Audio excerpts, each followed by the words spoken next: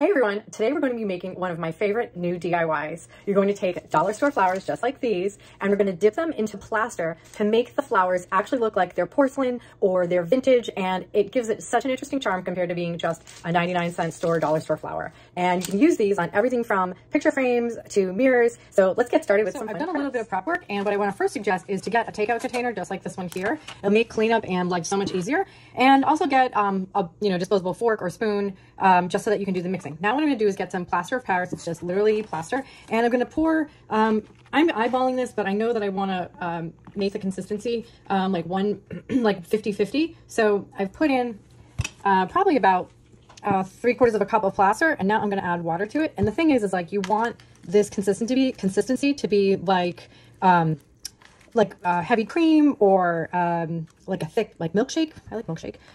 So that's why I'm adding it this way, and I'm just going to start mixing it. The thing is with the plaster is that you don't have that much time to work with it, and you can always add more plaster. You can also see that you don't want to do this in any sort of nice bowl, or even, use a good fork or anything. You want to just be able to just mix it in here, use it, and then throw it out.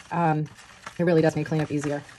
So I'm just mixing this around to try to get any of those little bubbles out, or little bits of dried plaster. And it's, as you can see, this is like too thin. You can see the little bits that I'm trying to get out. So I'm going to add a little bit more plaster to this.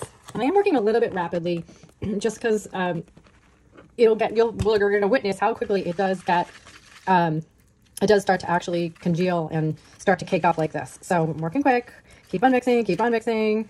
I might now have to add more water. We're probably at about 1.25 cups now of plaster, and that was probably another, like, say, 1/4 cup of water that I added to it. But consistency that I want. And the reason why you want it thin is that when you dip the flowers in it, you want it to coat them and not be lumpy. And if you don't work quickly enough, it'll start to actually dry, and then you'll get flowers that don't look as pristine or like porcelain. They'll end up looking like, you've dipped them a couple times and not so great. So just in the amount of time that we've been speaking, it's looking like this is more like a heavy cream type of consistency. So the other thing that I did was I actually took a container, we like to sparkle here, and I put clear plastic tape on it so that each one of my flowers can dry, almost like what you do with real flowers. Of course, I have to find the holes, which and now I'm just going to take it and just go for it. You just dip it right in there like that. I'm sure I could wear gloves, but I'm not a glove wearer. And I just try to coat the entire flower, including this plastic bit. And the way that you have them is going to be, have them dry, is how they are obviously going to be what shapes. So I try to make sure that all of the petals are coated, and then I'm just going to stick her right in there like that and let her dry. Now let's do another one. Kind of fun. Like if you can supervise kids or do this outside or do this in a garage or something, it's probably a fun craft to do with them because it is really simple in terms of just dipping them in there. And then yes, now I'm using the fork a little bit also to kind of get some more in there and to make sure all the petals are coated, looking good. I mean, there really is no wrong way of doing this. However, it is a pain. You can't find the hole. Okay, we're gonna let him sit. I'm gonna do a red one now so you can see what that is like. Although the plaster really does coat all over all of these, so you won't see hardly any of that pink, which is good. And we really got this. It's funny how some of them also spread out more. Using this twisted in the plaster wrist action. Give it a little bit more on there. And maybe this one will be a little bit more closed, we'll say, so that I don't have to worry about seeing any of those pink in there. And these will also, if you lay them flat, so I'm doing them vertical, but if you lay them flat, you can also do this on a picture frame, and they'll have that flat side so you can attach them easier. Okay, another pink one. You can see we have just about enough material, which is always great when you guesstimate correctly. Sometimes I'm better at it than other times. Here, getting messy. I'm using both hands. Watch out. And I'm just gonna keep coating them. This is this very technique here, right? Very, very precise. We use your fingers and just make sure they're all coated. But they're really the final product I'm very excited for. This has been like my favorite thing to be making. And then for our last guy, because there's not that much left in there, I'm just going to go for it. All in, dipping it all coated. It is really fun. I like to get messy. And this one I'm going to pull out a little bit, some of the petals, so that it'll look a little bit more delicate. And I'm going to just use my fingers to just add more of the plaster on those inside petals.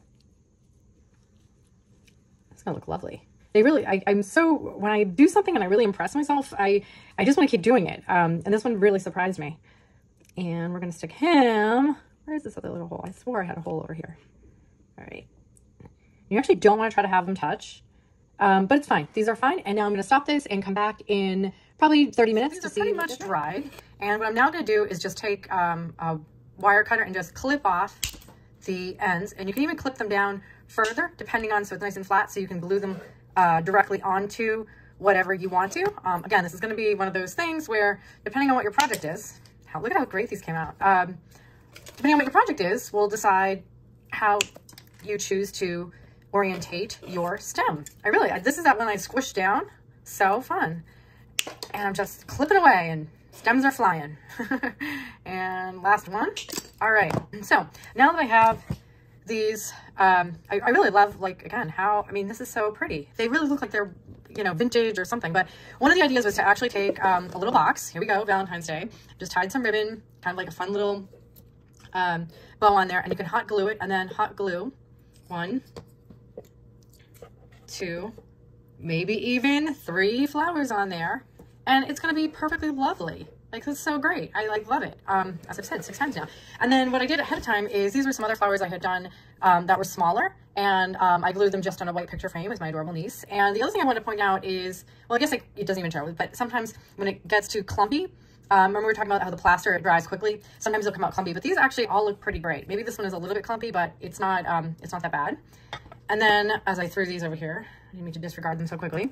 The other idea was to put them around a mirror, which you can now see the reflection of everything else. But this is like a pom-pom flower that I dipped. You can see how all the different shapes that they can take on by just dipping them into the plaster. And then this is one that I just wanted to show everyone, is that I painted it pink and then gave it some gold gilding around it to kind of elevate the look and make it look like one of those vintage flowers. I do really like them all white, but you can see what's possible when you do these. Everyone really enjoyed those. I know it was kind of a quick tutorial. I hope that you got some good ideas on what you can possibly do with making these dollar store flowers. And if you like it, then subscribe and pass it along and do all those like YouTube things that we have to do to help support, you know, people starting off and small creatives.